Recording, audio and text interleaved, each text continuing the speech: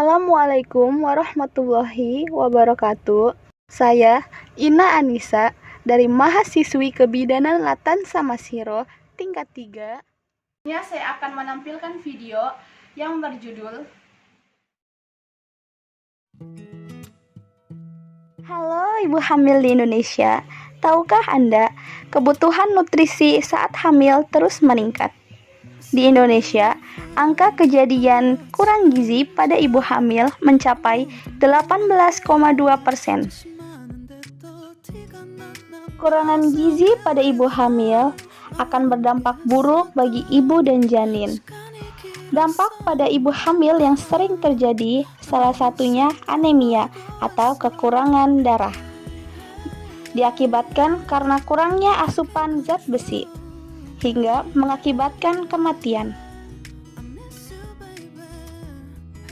Dampak ibu hamil kekurangan gizi bagi janin yaitu kecacatan fisik, berat bayi lahir rendah, hingga kematian. Apakah Bunda sudah tahu kebutuhan nutrisi apa saja yang diperlukan pada tiap trimester saat kehamilan? Pada trimester pertama, ibu hamil biasanya mengalami morning sickness dengan gejala mual, muntah, dan nafsu makan berkurang. Hal ini bisa berdampak buruk terhadap kesehatan ibu, misalnya mengalami kekurangan gizi.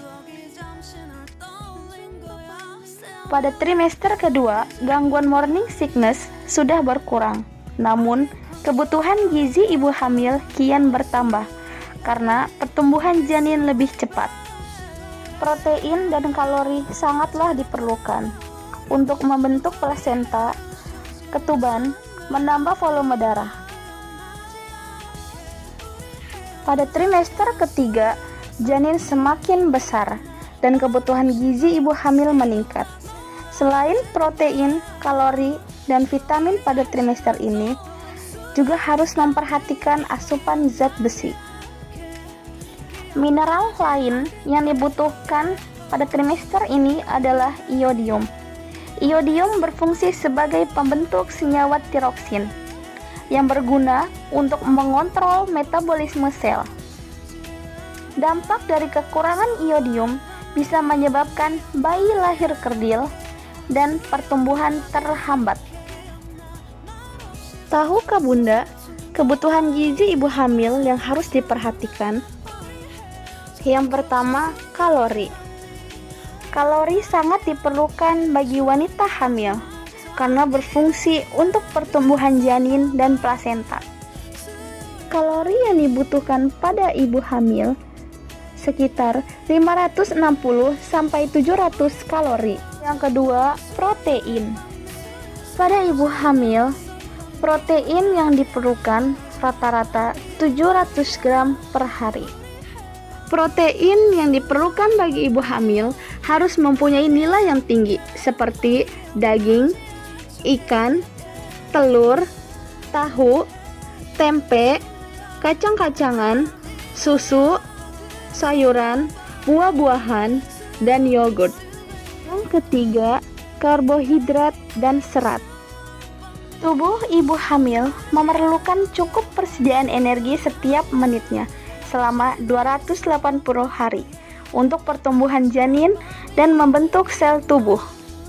Karbohidrat yang diperlukan bagi ibu hamil seperti nasi, sereal, gandum sebagai sumber energi utama. Yang keempat, lemak. Lemak dapat membantu tubuh untuk menyerap banyak nutrisi. Bagi ibu hamil, lemak dapat disimpan sebagai cadangan saat menjalani persalinan dan pemulihan pasca persalinan. Lemak yang dibutuhkan saat hamil yaitu 20 sampai 25% dari total kebutuhan energi tubuh. Vitamin sangat penting bagi ibu hamil karena berfungsi untuk meningkatkan pertumbuhan dan kesehatan sel dan janin. 1. Vitamin A. Vitamin A bermanfaat bagi ibu hamil.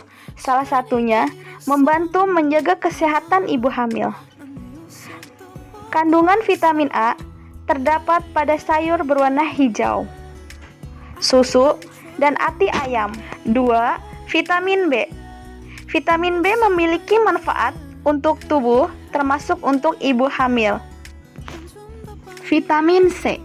Vitamin C dibutuhkan untuk ibu hamil dalam penyerapan zat besi. Vitamin C bisa diperoleh dari buah-buahan seperti jeruk. Kalsium.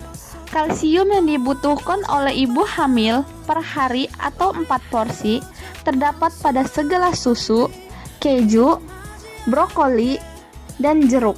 Kalsium berfungsi untuk pertumbuhan otot, jantung, saraf, darah. Zat besi. Zat besi diperlukan bagi ibu hamil sebanyak 30 mg per hari.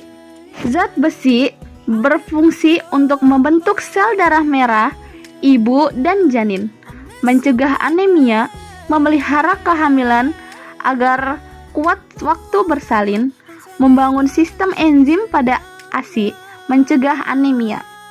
Zat besi terdapat pada ikan, daging, hati, telur, susu, buah-buahan, sayuran, dan kacang-kacangan.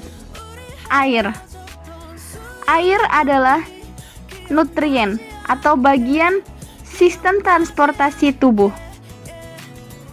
Baik Bunda, dari kesimpulan video ini, status gizi pada kehamilan dapat mempengaruhi pada ibu dan bayi selama hamil.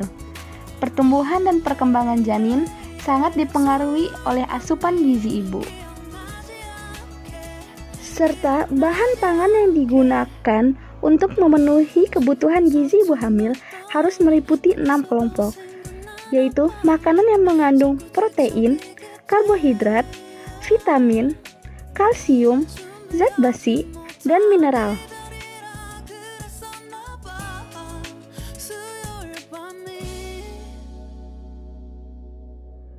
Terima kasih, semoga bermanfaat untuk kita semua. Saya akan memberikan sedikit informasi mengenai Perguruan Tinggi Latansa Masiro.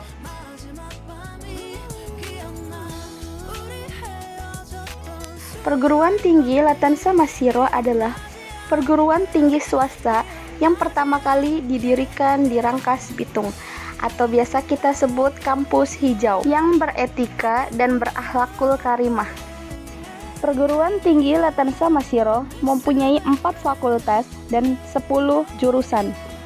Sekolah Tinggi Ilmu Ekonomi mempunyai 3 jurusan, S1 Akuntansi, S1 Manajemen, S2 Magister Manajemen.